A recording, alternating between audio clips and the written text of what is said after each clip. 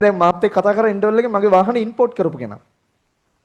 ලංකාවට ගෙන්නපු කෙනා. නවීන් කියලා ඔයාලා දන්නේ නැති මේ මෙතන වාහන සෙල් එකක් තියෙන්නේ නවීන්නේ. රවිදු සර්ගේ යාළුවා. එක පන්තියේ යාළුවා. දැන් ගොඩක් අය හිතන්නේ ටියුෂන් කරලා වාහන ගේන්න පුළුවන් කියලානේ. මම ඔය කියපු නවීන් කියන ඊයට තියෙනවා. ජපාන් වල ලැම්බෝගිනි තුනක් තියෙනවා. තව වාහන ගොඩක් තියෙනවා. දැන් ලංකාවෙත් සාමාන්‍යයෙන් පදින්නේ ලෙක්සස් එකක් ඔය ගොඩක් වාහන පදිනවා. හැබැයි එයා පටන් ගත්ත බිස්නස් එකක් ඒක තාත්තා නෙවෙයි. එයා තමයි වාහන විකුණන්න ඉම්පෝට් කරලා විකුණන්න පටන් ගන්න තියෙන්නේ. මම මතක එක වෙලාවක අහනවා මේ කොහොමද මේ ඉගෙන ගත්ත සීන් එක කියලා. එයා උපාධියක් කරලා තියෙනවා ලංකාවෙත් නේ ඕස්ට්‍රේලියාවල අවුරුදු 4ක්. අවුරුදු 4ක් ඕස්ට්‍රේලියාවේ උපාධියක් කරලා බිස්නස් සම්බන්ධයෙන් උපාධියක් කරලා ලංකාවට එලා තමයි බිස්නස් එක පටන් ගන්න තියෙන්නේ. දැන් අද කොහොමද? ලැම්බෝගිනි තුනක් නිකන් එන්නේ නැහනේ. ලංකාවේ දැන් අද ටියුෂන් ශේෂ්ත්‍රී ඉන්න ගුරුවරු ගත්තොත් මට වාහනේ දුන්නා. ගිහාන්සගේ වාහනේ ගත්තේ එතනින්. සෝලෝසගේ වාහනේ ගත්තේ එතනින්. ලසන්සගේ වාහනේ ගත්තේ එතනින්. නදීෂ කොර්ගේසගේ වාහනේ ගත්තේ එතනින්. රවින්සගේ වාහනේ ගත්තේ එතනින්. සර්ලා සෑහෙන බරතෝගයක් වාහන ගත්තේ ඇයිද? අපිට පිස්සුද බං එයාගෙම වාහන ගන්න? එයාගේ මොකක් හරි ප්‍රතිලාභයක් තියෙන දේ අපි එයාගෙන් ගන්න.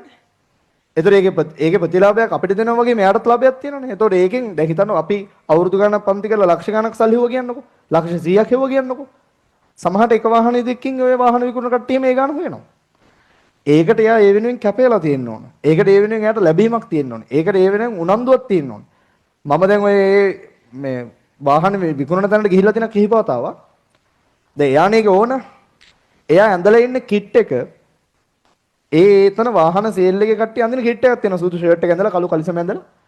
මම එක වෙලාවකවත් දැකලා නැහැ. සාමාන්‍ය නෝමල් ඇඳුමකින් එයා ඉන්නවා. බොස්නේ. ඉන්න පුළුවන්. ඒ කියන්නේ ඒ ඇඳුමෙන් පව ඇඳුම ඇඳ කියලා ව්‍යාපාර දියුණු වෙන්නේ නැහැ. බෑ ඇඳුමෙන් පව එයා ව්‍යාපාරය තුළ ඉන්නවා.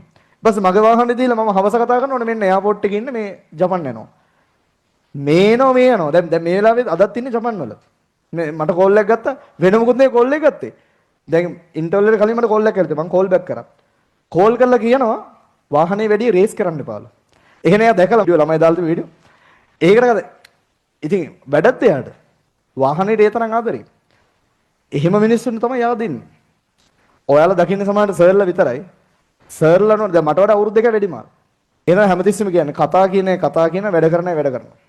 ඒ මිනිස්සු සමාජයේ පේන්නේ ඒකයි වැඩේ. කරන දේ හරියට කරනවා එච්චරයි.